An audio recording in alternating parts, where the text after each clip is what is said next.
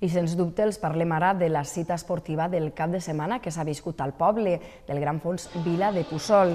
Milers d'atletes de tot arreu i aficionats la vesprada de dissabte, 14 d'abril, es donaren cita al poble en l'avinguda Font de Mora i els carrers de la Rodalia amb motiu d'este Gran Fons Vila de Puçol de 2012, 14a edició de la prova de 15 quilòmetres que recorre el terme puçolenc des del casc urbà fins a la platja, organitzada pel Club d'Atletisme Puçol en col·laboració amb l'Ajuntament.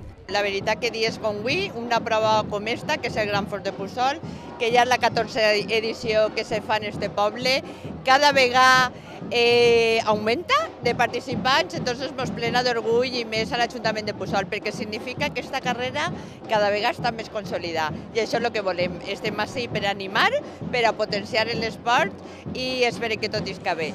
Prova puçolenca massiva que té un nom dins del calendari valencià de curses populars.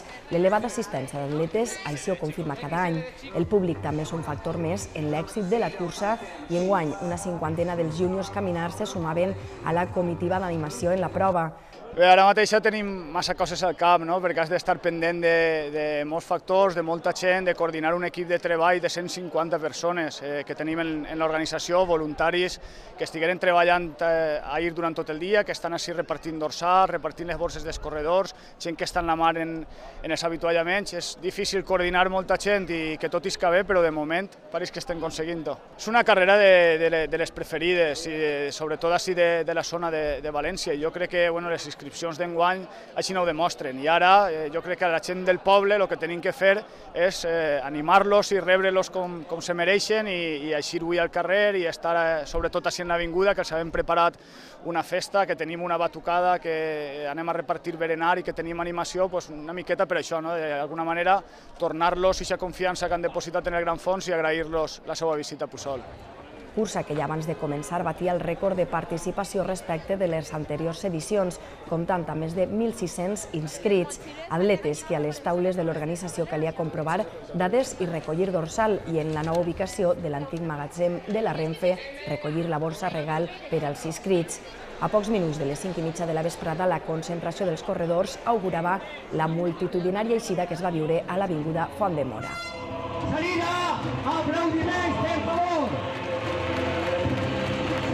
Ahí está la grandísima cursa, ahí está el Gran Fons, ahí está el atletismo popular de la Comunitat Valenciana. Gran Fons Vila de Puçol que compta, mentre la cursa transcorria pel circuit puçolenc, amb animació per als espectadors, un grup de música a ritme de batucada i el repartiment gratuït d'orxata i fartons feren que els poc més de 3 quarts d'hora d'espera passaren ràpid. I als 50 minuts i de 9 segons, Adil Elhan, atleta marroquí de l'equip Roseworld, revalidava de l'any passat el seu triomf en el Gran Fons puçolenc amb una marca de 3 minuts 21 segons per quilòmetre. Me fue corriendo porque no hay nadie al lado de mí, del kilómetro primero hasta el kilómetro 15 y encima en Moncada es el kilómetro del 9 hasta el 10, no puedo respirar. Eso me hace daño también en la carrera, por eso me fue lento como el año pasado, 48, ese año 50. Por eso hay mucha calor y también el viento que estaba ahí a 1 kilómetro que al lado del mar, por eso que me fue un poquito lento. I en més de 5 minuts, respecte del vencedor absolut de la prova, el primer local arribava a meta. Juan Català va ser el guanyador local amb un temps de 55 minuts i 10 segons. Hombre, la prova és molt bonica, lo que pasa que, claro, nos ha pillat un poc pujant en aire, però està molt bé, molta gent participant i això, i molta gent que és local també que no ha pogut participar perquè estava en Gandia, que està a un nivell més fort que jo, I això.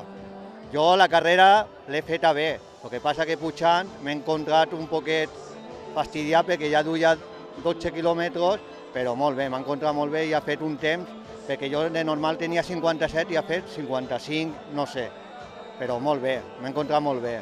I la primera dona en completar el Gran Fons Vila de Puçol 2012, Natasha López, del Càrnica Serrano, amb una marca de 59 minuts y 47 segundos. La verdad es que yo tenía un poco de miedo porque hacía aire y digo, como sé que hay mucha recta y por campo abierto, pues sabía que podía ser difícil el aire.